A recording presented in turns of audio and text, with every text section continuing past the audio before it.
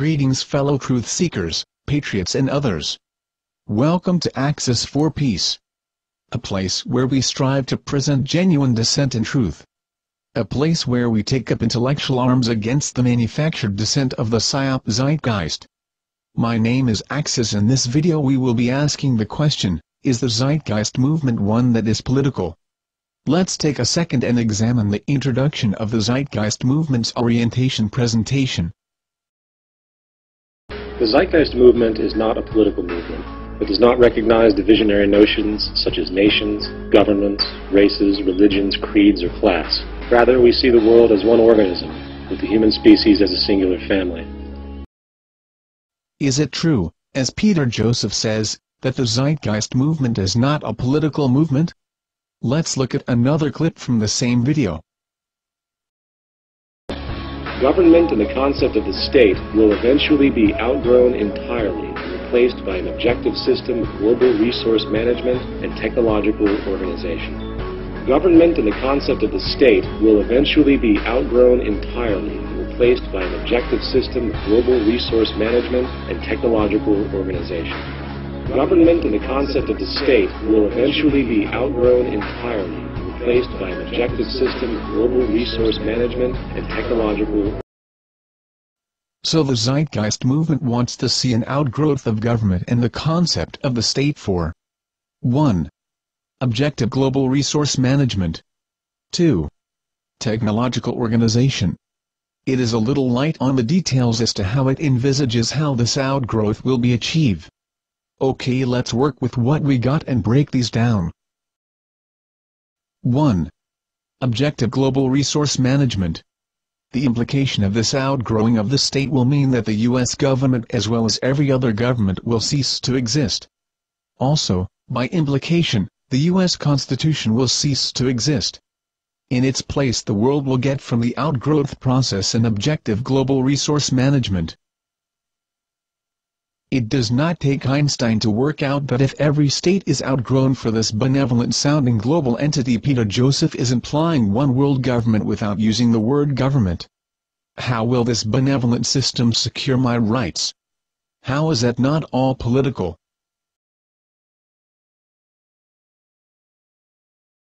This anti-American, anti-constitutional statement alone should sound off alarm bells for those of us in the truth movement and amongst freedom-loving U.S. patriots.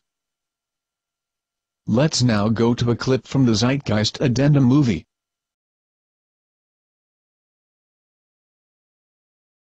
That systematically reduces civil liberties and violates human rights in order to protect itself from its own shortcomings. How do we deal with the numerous covert institutions, such as the Council on Foreign Relations, the Trilateral Commission, and the Bilderberg Group, and other undemocratically elected groups, which, behind closed doors, collude to control the political, financial, social, and environmental elements of our lives? This last clip is ironic. It decries the losing of rights through the implementation of the Patriot Act, and the operation of undemocratic cabals such as the CFR and the Trilateral Commission. Alternatively, it promotes, through the Zeitgeist orientation, from what we can clearly see, an unaccountable objective global resource management.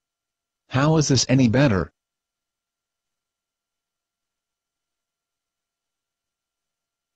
I use the word unaccountable because there seems a very deafening silence when it comes to governmental oversight from what we have heard so far. The word government is not even used. This is clearly unbelievable. The only two words missing so far are Marxist government.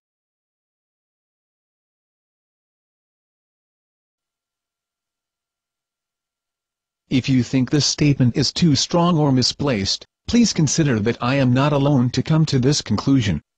Edward G. Griffin, the political commentator, writer and documentary filmmaker who penned The Creature from Jekyll Island, which details the history and workings of the Federal Reserve cabal, had this to say when commenting on the overall economic plans of Zeitgeist Addendum.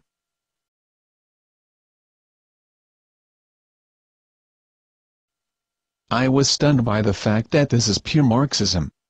Marx theorized that people had to be re-educated in labor camps, if necessary, to cleanse their minds of the profit motive. He and his disciples, such as Lenin and Stalin and Khrushchev, said that, eventually, the character of man would be purged of greed, and then the state would wither away because it no longer would be needed. Sure. We saw that in the Soviet Union and China, right?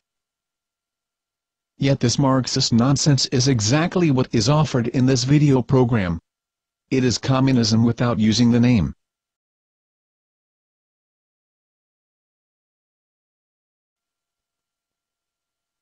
Furthermore, since evil cabals such as the CFR amongst others are run by Illuminati families like the Rothschilds and the Rockefellers, does Peter Joseph expect them to just step aside as national governments are replaced with objective global resource management? Either Peter Joseph is naive and somewhere between dumb and dumber, or he knows something we don't. Just maybe the objective global resource management idea is part of the New World Order great plan and does not expect opposition. The reality is the power, money and influence of both these Illuminati bloodline families alone could break any plan that threatens their old order interests.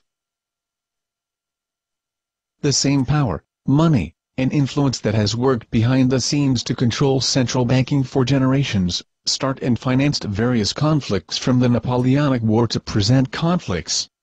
They own the media and know and have in the pocket any and every politician worth knowing. They are not maneuvering everything behind the scenes to control the system, as suggested by the last clip, because they already control the system. Therefore, the Venus project stands or falls on their nod or wink, pure and simple. To suggest outgrowing the present system by either some natural process or without their approval is ridiculous to the extreme and a clear insult to any sane man's intelligence. Let's now bring in William Cooper from his Mystery School lecture on the New World Order.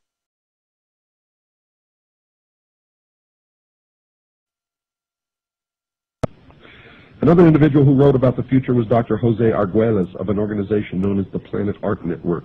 Dr. Arguelles wrote, quote, "Also implicit in all these events is a call for another way of life, another way of doing things, a redistribution of global wealth. In short, a new world order," unquote. Now, just what the future society was that these people are talking about was described in a brief manner by Marilyn Ferguson in her book entitled The Aquarian Conspiracy, and she wrote this, quote, "The new world is the old, transformed," unquote. Another clue about what is in store for the future world was offered by Dr. James H. Billington, who received his doctorate as a Rhodes Scholar.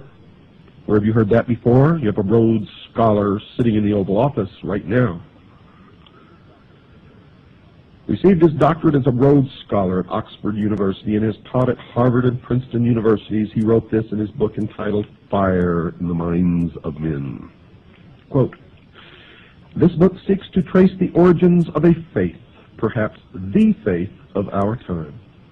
What is new is the belief that a perfect secular order will emerge from the forcible overthrow of traditional authority," unquote. You hear that? They believe a perfect secular order will emerge. Nothing perfect will ever emerge from the minds of imperfect men, and no men will ever be ruled by other imperfect men in any kind of a perfect utopian order, secular or otherwise.